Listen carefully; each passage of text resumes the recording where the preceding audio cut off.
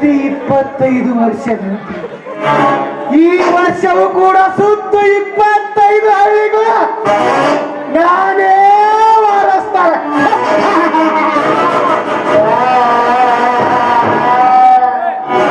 ಇಂಥ ರಾಜಕೀಯ ರಾಜ್ಯದಲ್ಲಿ ನನ್ನನ್ನೇ ಎದುರು ಹಾಕಿಕೊಂಡರಲ್ಲ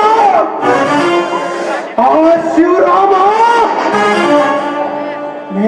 ಶಿವರಾಮ 4 ಬಾರಿ ಜನಪ್ರತಿನಿಧಿಯಾಗಿ 5ನೇ ಬಾರಿಗೆ ಈ ಜಿಲ್ಲೆಯ ಮಂತ್ರಿಯಾಗಿ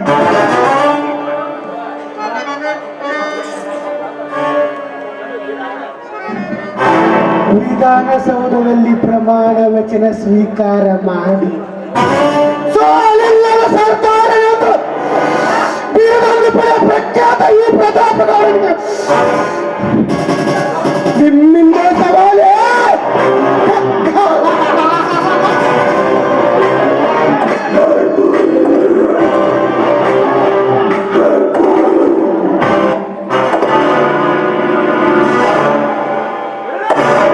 ನಿನ್ನ ತಮ್ಮ ಕಾಳಿಂಗ ನಾ ಮಾಡುವ ಅವ್ಯವಹಾರ ತಿಳಿದು ಮುಖ್ಯಮಂತ್ರಿಗಳ ಪತ್ರ ಬರೆದ.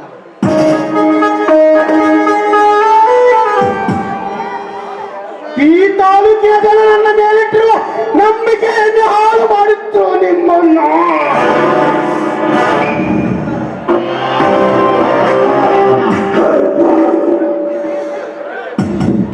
ಸುಮ್ಮನೆ ಬಿಡುತ್ತೀರೆಂದು ತಿಳಿದುಕೊಳ್ಳಲು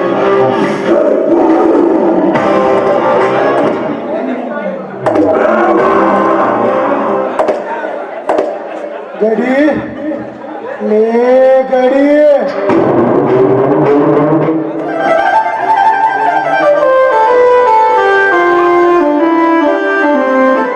ಯಾವಲೇವ ಕಡಿ ಮಂಡ್ಯಾನ ಮಗ ಸೌಕಾರ ನಮ್ಮ ಸೊಕ್ಕಿನ ಸೋಳೆ ಮಗ ನನಗ ರೊಕ್ಕ ಕೊಟ್ಟಿಲ್ಲ, ನಿಮ್ಗೇನು ಕೊಡಕ್ ಹೋಗ್ಲಿ ಬಿಡಿ.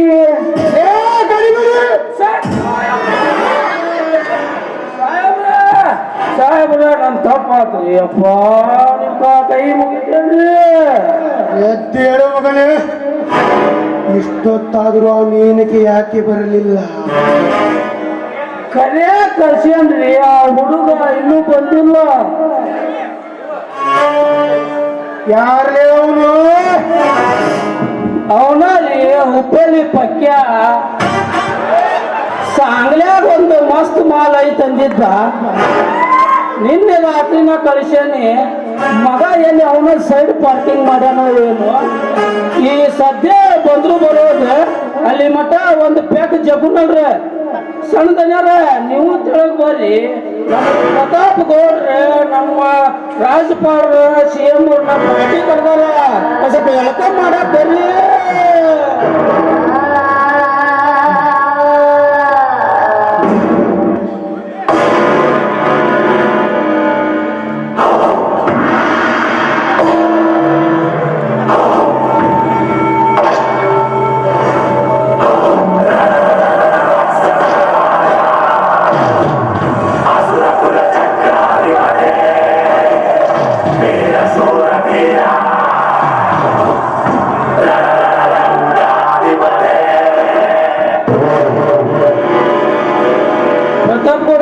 CM ಸಾಹೇಬ್ರ ಮತ್ತು ರಾಜ್ಯಪಾಲನ ಪಾರ್ಟಿ ಕರೀರಿ. ಮತ್ತೆ ಸಾಹೇಬ್ರ ಬರ್ರಿ ಬರ್ರಿ, ನಿಮ್ಗೆ ತುಂಬ ಹೃದಯದ ಧನ್ಯವಾದಗಳು. Please welcome the stage.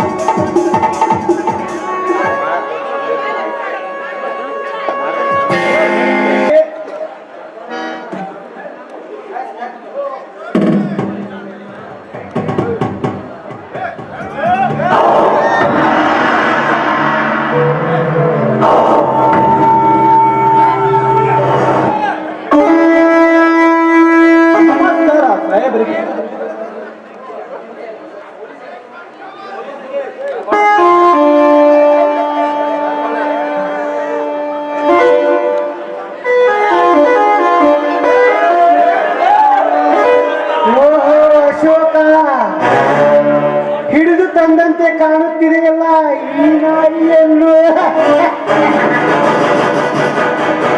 Inspector, ನಾನು ತಪ್ಪು ಮಾಡಿದ್ದರೆ ನನ್ನನ್ನ ಪೊಲೀಸ್ ಠಾಣೆಗೆ ಕರೆದೊಯ್ದು ಶಿಕ್ಷೆ ಕೊಡಬೇಕಾಗಿತ್ತು. ಅದನ್ನು ಬಿಟ್ಟು ಇಂಥ ಶ್ರೀಮಂತರ ಕೈಚೀಲವಾಗಿ ಇವರ ಮನೆಗೆ ಕರೆದುಕೊಂಡು ಬಂದಿಯಲ್ಲ, ನೀನೆಂತ ಶಿಖಂಡಿ ಇರಬೇಕು. ಶಿಖಂಡಿ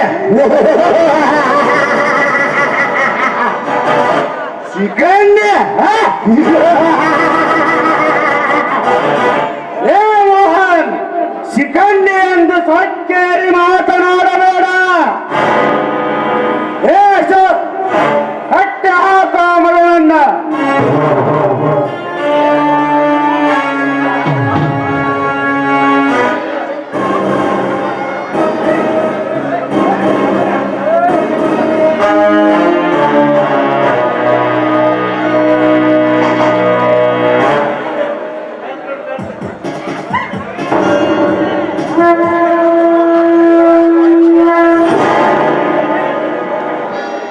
ಹೇಳಲೇ ಮೋಹನ್, ಮುಖ್ಯಮಂತ್ರಿಗಳಿಗೆ ಪತ್ರ ಬರೆದವನು ನೀನೇ ತಾನೇ?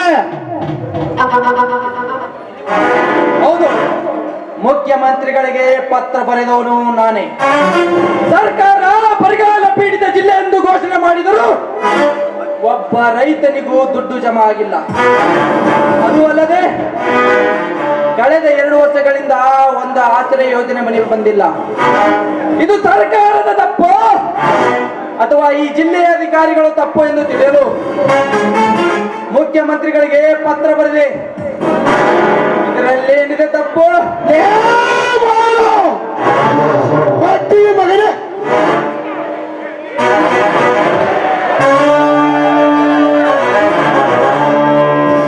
ಈ ಜಿಲ್ಲೆಯಲ್ಲಿ ಏನೇ ತೊಂದರೆಯಾದರೂ ನನಗೆ ತಿಳಿಸಬೇಕು.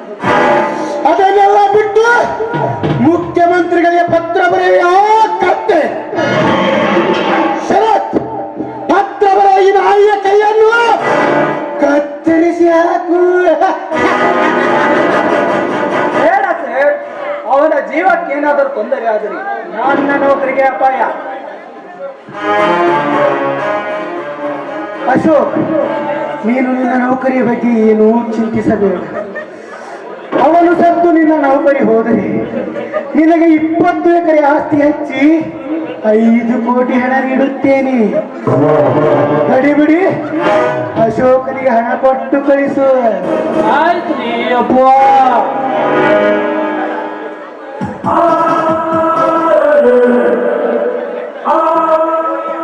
ಸಾಹೇಬ್ರ ತಗೋರಿ ಹಣನ. ನಿಮಗಷ್ಟ ಅಲ್ರಿ, ನಿಮ್ಮ ಮಕ್ಕಳ ಮೊಮ್ಮಕ್ಕಳ ಬಂದು ಬಡ ಸೈಡ್ ಪಿಟೆಂಟ್ ಇರ್ತಾವಲ್ಲ, ಅವಕ್ಕೂ ಕೊಟ್ಟು ಇನ್ನೂ ಉಳಿತೈತಿ. ಈಗ ಜಾರಿ ಬಿಟ್ಟೈತಿ, ತೂರ್ಕೊಂಡ್ಬಿಡ್ರಿ. ನಮಸ್ಕಾರ ಸಾಹೇಬ್ರಿ, ನಾವಿನ್ನು ಬರುತ್ತೀವಿ. ಪಿಸಿ ಗಾಂಧಿ ಹೋಗೋಣ.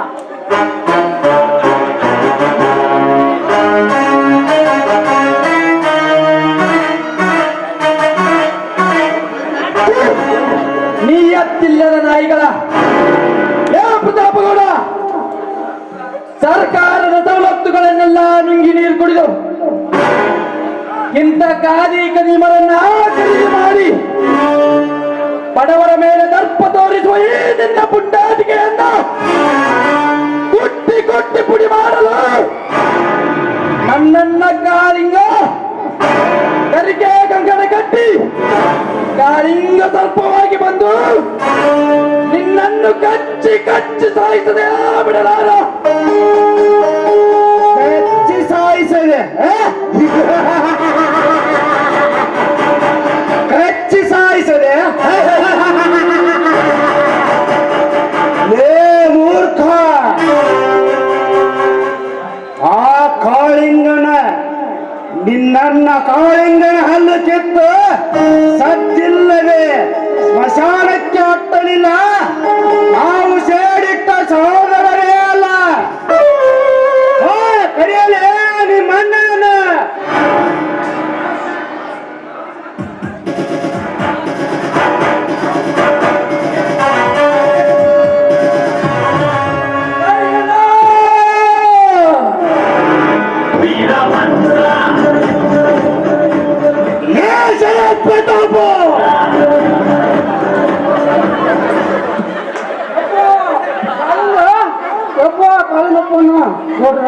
ನನ್ನ ಮಗಳು ಯಾಕೋ ಅರ್ಜೆಂಟ್ ಬಾ ಅಂತ ಫೋನ್ ಹಚ್ಚಾಡ್ರಿ. ನೀವು ಬಜಿ ಕುಡಿದು ನಾನು ನಿಮ್ಮನ್ನು ಬಂದು ಭೇಟಿ ನಾನು ಬರ್ಲಾರಿ. ಬಾಮರಿ ಬಾ, ಯಾಕೆ ಕೂಳು ಕಾಣದ ನಾಯಿಯಂತೆ ಚೀರುತ್ತಿರುವೆ? ಚೀರುವುದಕ್ಕೆ ನಾಯಿಯಲ್ಲ ಪ್ರತಾಪಗೌಡ, ಈ ಕಾಳಿಂಗ ರಾಣಿ ಚೆನ್ನಮ್ಮಳ ಬಲಗೈ ಬಂಟ, ಕೆಚ್ಚನೆಯ ವೀರ ಈ ಕಾಳಿಂಗ.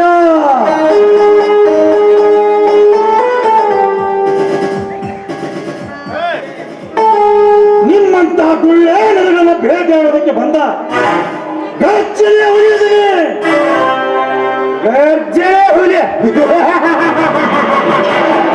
ಹೇ ಕಾಳಿಂಗ, ನಿಮ್ಮಂತ ಗರ್ಜನೆ ಹುಲಿಗೆ ಬಲೆಯನ್ನು ಹಾಕಿ ನೆಲೆ ಇಲ್ಲದಂತೆ ಮಾಡುವವರು ಈ ಕಲಿಗಳ.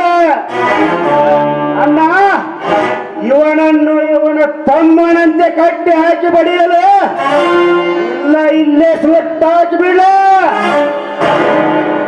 ಅದು ನಿಮ್ಮಪ್ಪನಿಂದಲೂ ಸಾಧ್ಯವಿಲ್ಲ ಶರತ್ರ. ನಾನು ರೈತನ ಮಗ ಅದೀನಿ, ಬರೀ ಶೋಕಿಗೆ ರೈತ ಅಲ್ಲ. ಹೊಲದಲ್ಲಿ ನೇಗಿಲು ಹಿಡಿದು ಭೂಮಿ ಉಳೋದು ಸೈ, ರೈತನಿಗೆ ತೊಂದರೆ ಕೊಡುವ ನಿಮ್ಮಂತ ಕೆಟ್ಟ ಹುಳಗಳ ತಲೆ ಹೊಳೆಯೋಕು ಸೈ. ಬಯಲುಸೀಮೆಯ ಕಪ್ಪು ಮಣ್ಣಿನಲ್ಲಿ ಹುಟ್ಟಿ ಭೂಮಿ ತಾಯಿಗೆ ನಮಸ್ಕರಿಸಿ ಕೂರಿಗೆ ಮೇಲೆ ಕೈ ಇಟ್ಟು ನಾಡಿಗೆಲ್ಲ ಅನ್ನುವ ರೈತನ ಮಗ ನಾನು. ನನಗೆ ಬಿಸಿಲಿನ ಬೆಲೆನೂ ಗೊತ್ತು, ಗಾಳಿಯ ಬೆಲೆನೂ ಗೊತ್ತು. ಅಂದಾಗ ನಿನ್ನಂತ ದುಷ್ಟನ ಗುಣ ನನಗೆ ಗೊತ್ತಿಲ್ವೇನೋ? ಒಂದೇ ಒಂದು ಹೊಡೆತಕ್ಕೆ ನಿಮ್ಮಿಬ್ಬರ ಅಣ್ಣ ತಮ್ಮಂದಿರ ನರನಾಡಿಗಳೆಲ್ಲ ನಸಿಸಿ ಮೂರ್ತಿಯಾಗಿ ಬೀಳುವರಿ ಈ ಮಣ್ಣಿನ ಮಗನ ಪಾದದಡಿಯಲ್ಲಿ. ಮಣ್ಣಿನ ಮಗ ಹೇ ಕಾಳಿಂಗ, ಮಣ್ಣಿನ ಮಗ ಒಕ್ಕಲಿಗ ರೈತನ ಮಗ ಅಂತ ಮಾತು ಮಾತಿಗೊಮ್ಮೆ ಕಿಸಿತಾ ಇದ್ದೀಯಲ್ಲ. ಏನು ಕಿತ್ತು ಗುಡ್ಡೆ ಹಾಕಿದ್ದೀಯ ಈ ನಿನ್ನ ಮಣ್ಣಿನಿಂದ? ಹೌದಾ? ಎಷ್ಟು ಗಳಿಸಿದ್ದೀಯ ಪ್ರತಾಪಗೌಡನ ನಿನ್ನ ಹಣವನ್ನ? ಆ ನಿನ್ನ 25 ಎಕರೆ ಆಸ್ತಿಗೆ ಎಷ್ಟು ಕೋಟಿ ಹಣ ಬೇಕು ಕೇಳು ಶರತ್. ಒಂದು ಮೀಸಾಕು ಇವನ ಮೇಲೆ ಹಣ ರಾಶಿಯನ್ನು.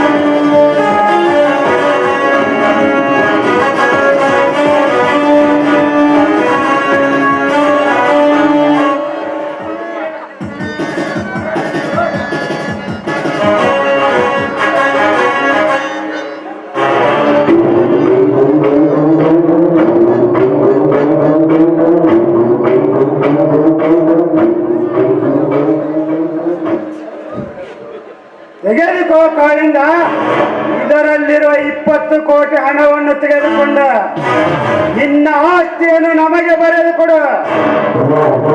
ಬರೆದು ಕೊಡುತ್ತೇನೆ ಶರತ್ರಾಜ್, ಬರೆದು ಕೊಡುತ್ತೇನೆ. ಆದರೆ ನನ್ನದೊಂದು ಕಂಡೀಷನ್ ಇದೆ. ಏನದು? ಆ ನನ್ನ 25 ಎಕರೆ ಆಸ್ತಿ ಬೇಡ ಶರತ್, ಅದರಲ್ಲಿರುವ ಹಿಡಿಮಣ್ಣನ್ನು ತರುತ್ತೇನೆ. ಆ ನನ್ನ ಹಿಡಿಮಣ್ಣಿಗಿಂತ ನಿನ್ನ ಕೋಟಿ ಹಣವೇ ಮೇಲಾದರೆ ನೀವು ನನಗೆ 1 ರೂಪಾಯಿಯನ್ನು ಕೊಡಬೇಡ. ನನ್ನ ಸರ್ವ ಆಸ್ತಿಯನ್ನು ನಿಮಗೆ ಹಾಗೇ ಬಿಟ್ಟು ಕೊಡುತ್ತೇನೆ. ನಿಮ್ಮ ಕೋಟಿ ಕೋಟಿ ಹಣ ಕಂದ ಕಂದ ಹಣಕ್ಕಿಂತ ನನ್ನ ಹಿಡಿಮಣ್ಣೆ ಮೇಲಾದರೆ ನೀವು ನಿಮ್ಮ ಮಂತ್ರಿಗಿರಿ ಸ್ಥಾನದಿಂದ ಕೆಳಗಿಳಿಯಬೇಕು. ಹಿಡಿಮಣ್ಣ ಇದು ಈ ಕೋಟಿ ಒಡೆಯನಿಗೆ ಸವಾಲ. ಹಾ, ತೆಗೆದುಕೊಂಡು ಬಾ ನಿನ್ನ ಹಿಡಿಮಣ್ಣನ್ನ. ಪ್ರತಾಪಗೌಡ ಕೊಟ್ಟ ಮಾತಿಗೆ ತಪ್ಪಿ ನಡೆಯೋದು ಈ ಪ್ರತಾಪ್ ಶರತ್ತರ ಜಾರಿಮಾನದಲ್ಲೇ ಇಲ್ಲ. ಹಾಗಾದರೆ ನಿಂತುಕೊಳ್ಳಿ.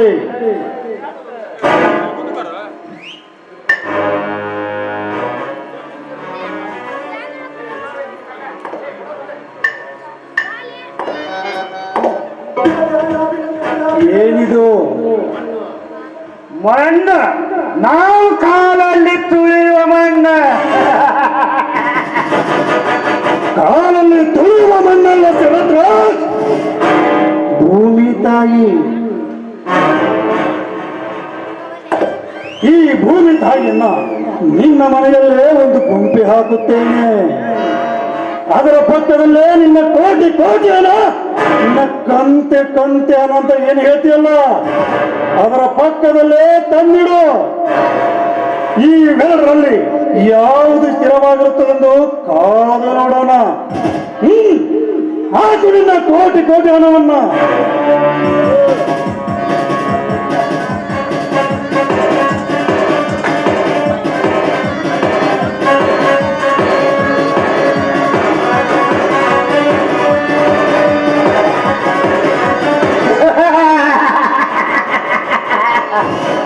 ಅಲ್ಲಿ ನೋಡಲೇ, ನಮ್ಮ ಹಣದ ಮಧ್ಯೆ ನಿನ್ನ ಮಣ್ಣೆ ಅಡಗಿ ಹೋಯಿತು.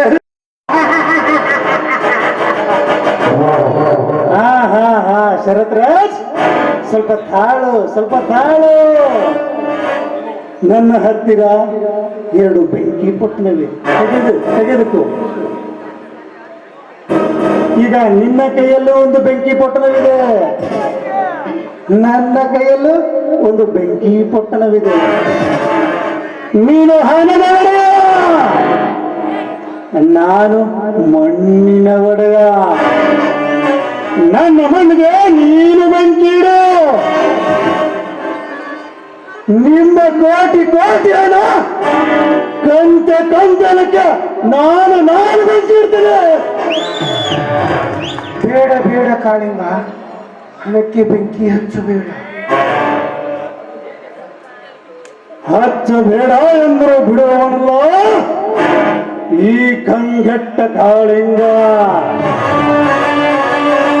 ನಿಮ್ಮಿಂದ ಆಗದಿದ್ದರೆ ನಾನು ಹಚ್ಚಿವೆ ನಿಮ್ಮ ಕೋಟಿ ಕೋಟಿ ಹಣಕ್ಕೆ ಬೆಂಕಿಯನ್ನು. ಹೇಳಲೇ ಕಾಳಿಂಗ, ಬೇಡ, ನಮ್ಮ ಹಣಕ್ಕೆ ಬೆಂಕಿ ಹಚ್ಚಬೇಡ. ಬೇಡ ಎಂದ್ರು ಬೇಡಿಕೊಂಡರು ಬಿಡುವವನಲ್ಲ ಈ ಕಾಳಿಂಗ.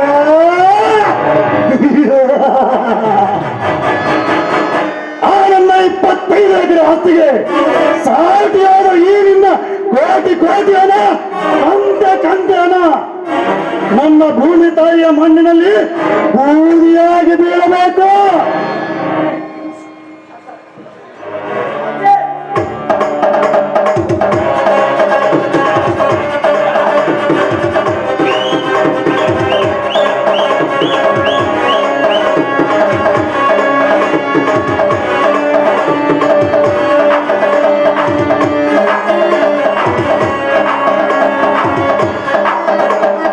ಅಲ್ಲಿ ನೋಡಿ ಲೇ ಗೌಡ, ನನ್ನ ಭೂಮಿ ತಾಯಿಯ ಬಗ್ಗೆ ಮಾತಾಡ್ದಲ್ಲ. ಈಗ ನೋಡ ನಿನ್ನ ಕೋಟಿ ಕೋಟಿ ಏನ, ನಿನ್ನ ಕಂದೆ ಹೇಗೆ ನನ್ನ ಭೂಮಿ ತಾಯಿಯಲ್ಲಿ ಸುಟ್ಟು ಬೂದಿಯಾಗುತ್ತಿದೆ. ನನ್ನ ಹಣವನ್ನು ಸುಟ್ಟು ಹಾಕಿ ಯಾವ ಭಿಕಾರಿ ನನ್ನ ಧನಲಕ್ಷ್ಮಿ ಅಂತೆ ನೀನು ಸುಟ್ಟು ಬೂದಿಯಾಗಬೇಕು.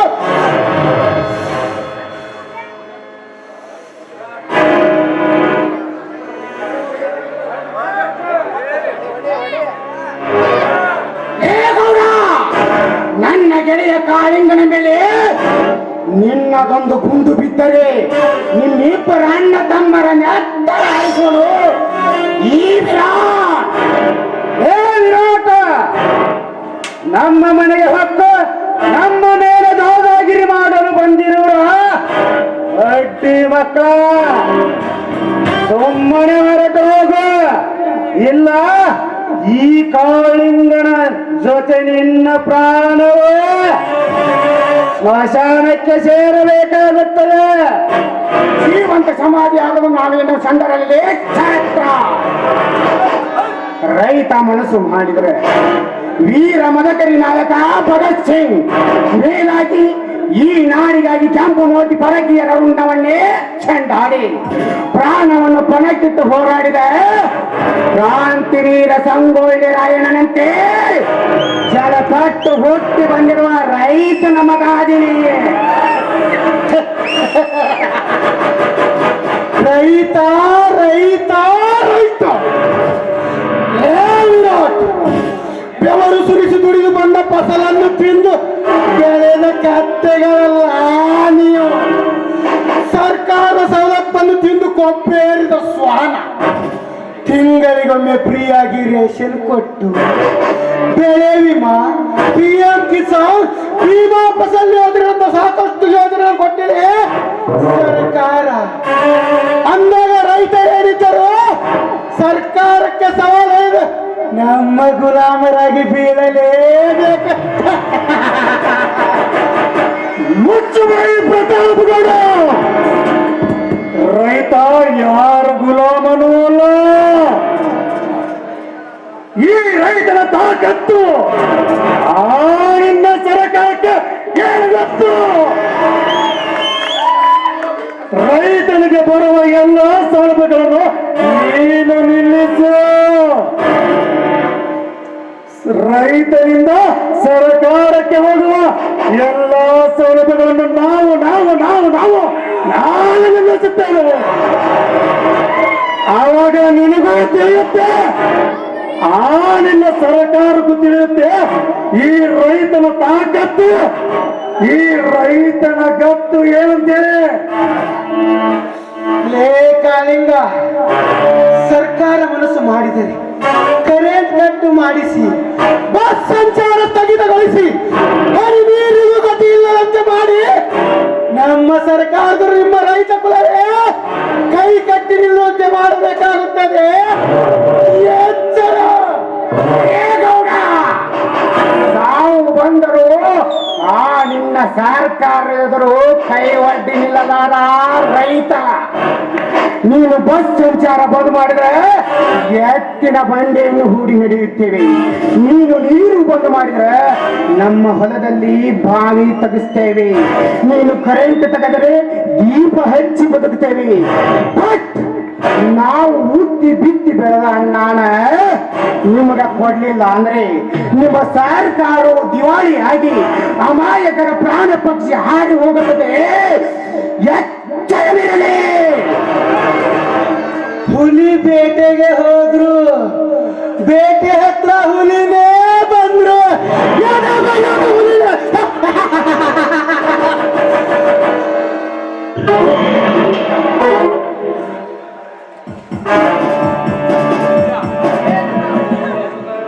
ಏ ಗೌಡ, ನಿನ್ನ ಕಾಯಕವನ್ನು ನೀನು ಮಾಡು, ನಮ್ಮ ಕಾಯಕವನ್ನು ನಾವು ಮಾಡುತ್ತೇವೆ. ನಾಳೆಯೇ ತಿಳಿದು ಹೋಗಲಿ, ರೈತರಿಂದ ಸರ್ಕಾರನೋ ಇಲ್ಲ ಸರ್ಕಾರದಿಂದ ರೈತನೋ ಅಂತ. ಕಾಳಿಂಗ ಬಾ ಹೋಗೋಣ. ಹೋಗೋಣ.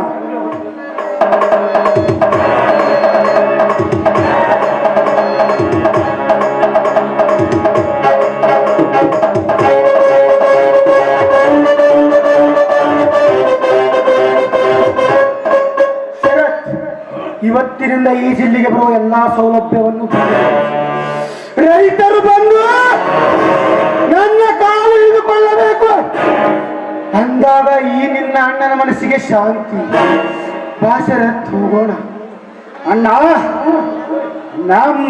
ನಮ್ಮ ವಿರುದ್ಧ ಆ ರೈತರನ್ನು ಎತ್ತಿಕಿಟ್ಟು ನಿಂತ ಆ ವಿರಾಟ್ ಕಾಳಿಂಗರನ್ನು ಕತ್ತಲೆ